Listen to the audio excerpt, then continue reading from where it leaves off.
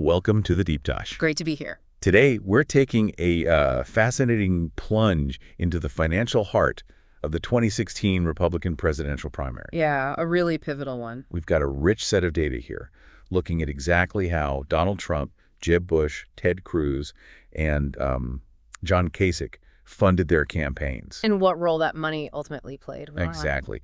Our mission, really, for you today, is to understand if that traditional idea that the most money wins, well, if it held true in this incredibly unique primary race. Did the big spenders actually come out on top? Let's unpack this and see what we find. Yeah, so we're diving deep into those campaign finance numbers, specifically from the era after the Citizens United Supreme Court decision. Ah, right. That really changed the game. It did. It allowed for the rise of super PACs, all that significant outside spending. So the landscape was totally different. And what's fascinating here is to see if the candidates' financial strategies, in this new landscape actually correlated with their success. Did the money match the votes? Okay, so to really get a handle on this, let's maybe set the stage a bit. Campaign finance in 2016. Crucial context. That Citizens United ruling in 2010, that was a real landmark, wasn't it? Oh, absolutely. It basically said corporations, unions, they could spend unlimited money on political ads. As long as it wasn't directly coordinated, yeah. Right. And that paved the way for these super PACs, these independent groups that could just rake in unlimited cash. Which was a huge shift. So by the 2016 cycle, everyone expected just record-breaking spending, didn't they? Absolutely. And that context is crucial for understanding what each candidate did. We're focusing on 4 key players. Trump, Bush, Cruz, Kasich. Exactly. Donald Trump, the businessman, reality TV star. Very different approach. Definitely unconventional. Then Jeb Bush, former Florida governor, widely seen as the establishment favorite. The assumed frontrunner for a while. Ted Cruz, the Texas senator, positioning himself as the leading conservative alternative. Different brand of conservatism. And John Kasich, Ohio governor, running as a more sort of moderate voice. Right. And each one had to figure out how to navigate this whole post-Citizens United money world. In their own distinct way, yeah. So let's get right into it then. Let's follow the money. First up, Donald Trump. Okay. His total fundraising for the entire cycle was, well, huge. Yeah. $433 million. A massive number overall. But what's really interesting is how his funding broke down, particularly in the primary phase. Yeah, his primary funding model really went against the grain, didn't it? How so? Well, initially, his campaign spending was relatively low compared to, say, Bush or Cruz. Okay. And looking at his campaign committee's funding, it had this really unique mix. He personally put in over $66 million. Wow, $66 million of his own money. Yeah, that's almost 20% of his committee's total. And this was like a cornerstone of his narrative. Like outsider who couldn't be bought. Exactly. He leaned into that heavily. That self-funding narrative was such a key part of his image. And then you look at the small individual contributions, under $200. Yeah, those added up to nearly $87 million. Which is over 25% of his campaign committee's money. It really speaks to a significant level of grassroots support, doesn't it? It really does. Right. It shows a connection with, lots of people giving smaller amounts. A broad base of enthusiasm, absolutely, among individual donors. So less reliance on the big checks. Well, interestingly, the large individual contributions over $200, they made up a smaller portion, around 14%. Only 14%. That's quite low compared to others, I imagine. Relatively, yes. And then there's a big chunk, about 40%, labeled as other. Other? What does that usually cover? It often includes smaller, unitemized contributions, sometimes things like merchandise sales, transfers. It can be a bit tricky to pin down precisely. Gotcha. But in Trump's case, the big stories are clearly the self-funding and those small donors. So he was basically bypassing the traditional big donor path in the primary. Pretty much. Fueled by his own wealth and this broad base of enthusiastic supporters, that's key to his outsider appeal. Now, even though he initially talked down super PACs. Yeah, he was quite dismissive at first. There were still outside groups supporting him, weren't there? Oh, yes. Over the whole cycle, pro-Trump super PACs, like Great America PAC, Future 45, they raised over $100 million combined. So not insignificant. Not at all. And it's also worth remembering there were significant anti-Trump super PACs too, like Our Principles PAC. Right, which shows how divisive he was even within the party. Exactly. Highlighted the internal struggle. And what about his spending? Overall, it was over $422 million, but you said he was more conservative during the primary. That's a crucial point, yeah. By April 2016, his primary spending was only around $57 million. $57 million. That seems low compared to the fundraising number and the eventual win. Considerably less than some competitors at that stage. And if we dig deeper, his paid media spending TV, radio ads, surprisingly low. Less than $21 million by late April. Less than $21 million on ads. How did he even get his message out? Well, that hints at the power of something else we need to talk about. Earned media. Ah, the free media coverage. Exactly. He did spend significantly later, especially in the general, with firms like Giles Parscale and American Media and Advocacy Group racking up big bills. Okay, so unconventional funding, relatively lower primary spending for Trump. Let's pivot to Jeb Bush. Okay, the establishment powerhouse, perception-wise. Right. Came in with this image. Frontrunner, traditional money behind him. And his financial profile certainly reflected that perception, his total combined fundraising, around $156 million. So a lot of financial firepower. Looked like it, yeah, traditional firepower. And his campaign committee funding, that was heavily reliant on the big donors, right? Oh, massively. Large individual contributions over $31 million. That was more than 91% of his committee's total funds. 91%, wow. And like you mentioned, the financial sector was key. Goldman Sachs, Bank of America folks. Very traditional Republican establishment sources. Exactly. And in stark contrast, small individual contributions, minimal, less than 6%. Less than 6% from small donors. That's a huge difference from Trump. Night and day. And he personally put in very little less than $800,000. So not self-funding his operation. No. And, despite outspending everyone early on, that reliance on traditional large donors, it didn't seem to translate to broad voter support. A critical lesson there, maybe. About the limits of just establishment money, yeah. In that particular cycle, anyway. But his real muscle came from his super PAC, Right to Rise USA. That thing was a monster. It was a behemoth. Right to Rise USA raked in over $121 million. $121 million just for the super PAC. Yeah, dwarfed his actual campaign committee's fundraising. They were incredibly successful early, even before he officially announced. How did they manage that? Well, before he was an official candidate, they could solicit those unlimited contributions more freely. To give you a sense of scale, one company, CV Star & Co., dropped in $10 million. $10 million from one donor group. Wow. Big money. So Bush had this enormous war chest. But did it work? His total combined spending was over $152 million. Yeah, slightly more than he raised, actually. With Right to Rise alone spending over $118 million. That's just a tremendous amount of money going out. It was absolutely staggering spending.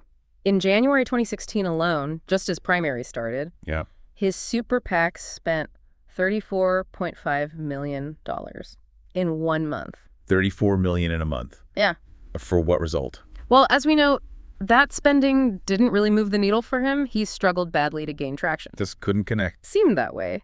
And when you look at where the money went, it raises questions. For instance, Right to Rise spent only about 1.4% of their independent expenditures on digital advertising. Only 1.4% on digital in 2016. Seems like maybe a significant missed opportunity, right? It really highlights that just having a ton of money doesn't guarantee success. You have to spend it effectively. Clearly. Okay, let's shift focus now. Ted Cruz positioned himself as the leading conservative alternative. What did his financial picture look like? Cruz also had a very strong financial showing. Total combined fundraising, over $143 million. So in the same ballpark as Bush, roughly. Pretty close, yeah.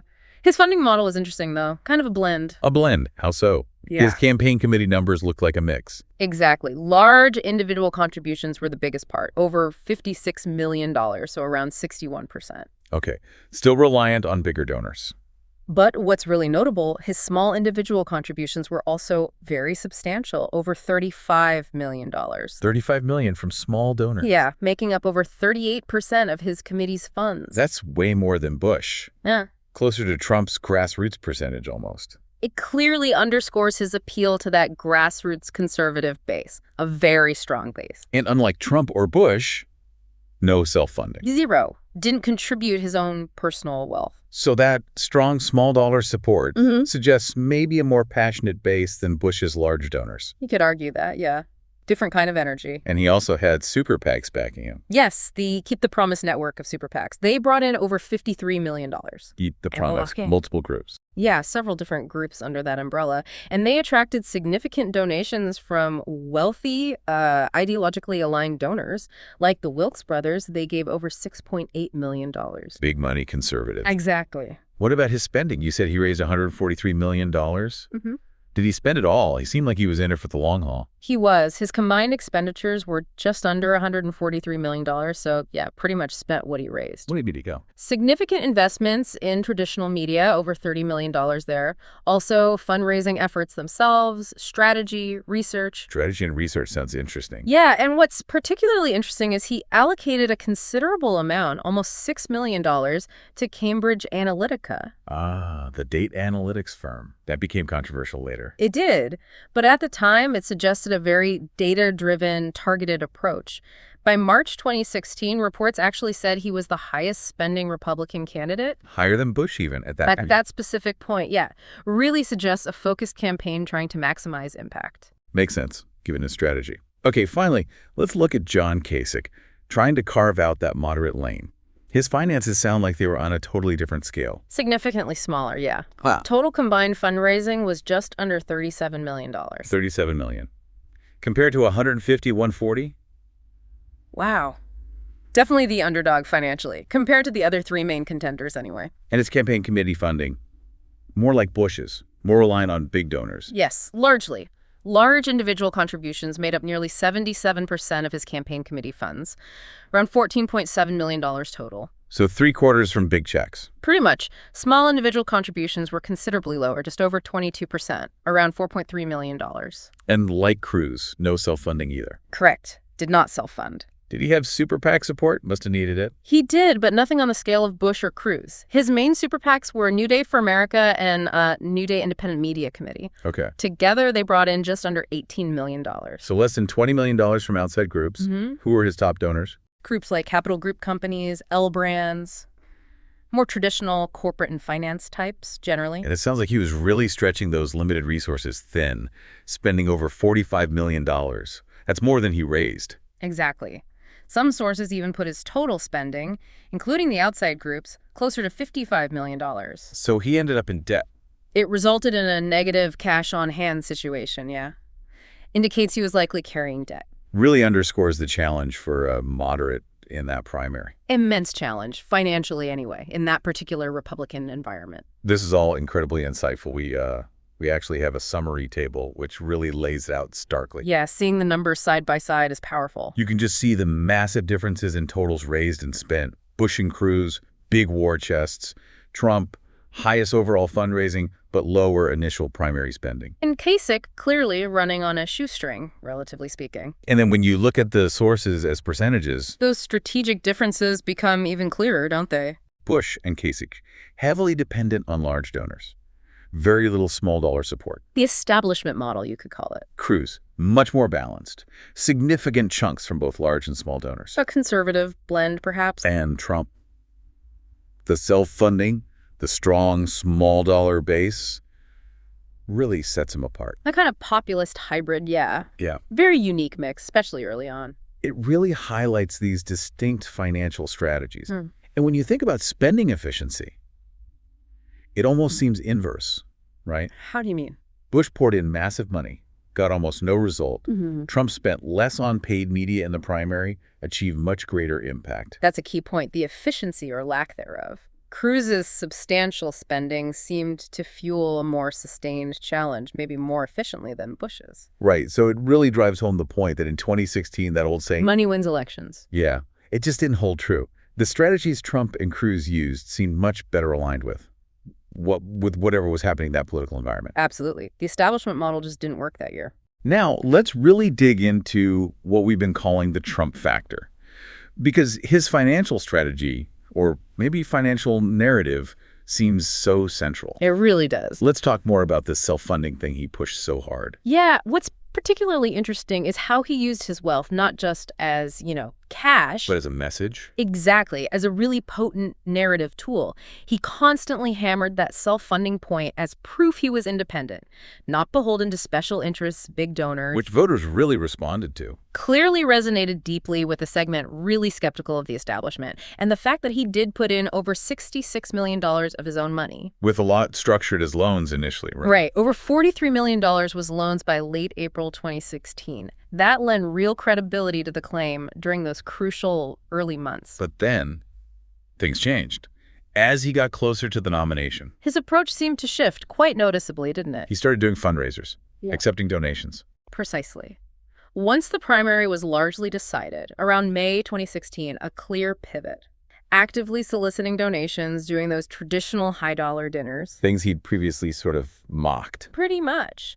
And setting up joint fundraising committees like Trump Victory to pull in bigger checks. And his stance on Super PACs softened, too. Seemed to allowed them to operate, even engaged with some of the mega donors he'd criticized before. It really looks like a very calculated strategic pivot then. It does seem that way. Use the self-funder image when it's most useful in the primary. Connect with those anti-establishment voters, build that independent brand. And then tap into the more traditional money streams for the general election. Exactly. It really highlights how the story around the money, the narrative of where it comes from, that can be just as influential as the amount itself. Especially at key moments. Yeah, perception matters. And then there's this whole other massive piece, the earned media phenomenon with Trump. Oh, yeah. This is huge. From what I understand, it sounds like just an absolutely enormous, almost incalculable advantage for him. It was truly unprecedented. Earned media, just to clarify. Free media coverage, right? News stories, TV, online. Exactly. Stuff the campaign doesn't pay for directly. And Trump was a master at generating it. How much are we talking? Well, by March 2016, one estimate from MediaQuant put the value of his free media coverage at nearly $2 billion. $2 billion by March. Billion with a B, yeah. Just to grasp the scale. That was like 6 times more than Ted Cruz got. 2.5 times more than Hillary Clinton in the same period. That's just mind-boggling. Some estimates for the entire campaign go up to around $5 billion in free media value. $5 billion. So it's like he had this massive free advertising campaign running 24/7. Pretty much, dwarfing the tens of millions his rivals were actually spending on commercials. It's hard to even compare. What drove all that attention? Was it just him? Several factors, really. His novelty as a candidate, definitely. His celebrity status already existed. Right, he wasn't an unknown. And let's be frank, his frequent controversial statements, they were like ratings gold for news outlets. Kept the spotlight firmly on him. Constantly. Generated headlines, kept the news cycle focused.